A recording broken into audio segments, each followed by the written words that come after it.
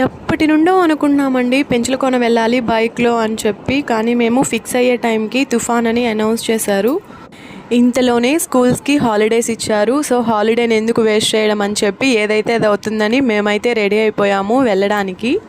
ఇక్కడ మాకు గుడ్ జరిగింది ఏంటంటే వెళ్ళేటప్పుడు అంతగా రెయిన్ లేదండి, జస్ట్ అలా తుంపర్లు పడుతూ ఉన్నాయి. వచ్చేటప్పుడు కూడా తుంపర్లు పడుతూనే ఉన్నాయి. మేము ఎప్పుడైతే నైట్ ఇంటికి రీచ్ అయిపోయామో తర్వాత చాలా పెద్ద వర్షం పడిందండి. సో అది మా గుడ్ టైమే అనుకోవాలి. మేము మ్యాక్సిమం అయితే మేము తడవలేదండి. మా హస్బెండ్ మాత్రం చాలా సేఫ్గా వచ్చారు, రెయిన్ కోట్తో విత్ హెల్మెట్తో వచ్చారు. అతని పైన ఒక్క డ్రాప్ కూడా వాటర్ పడలేదు.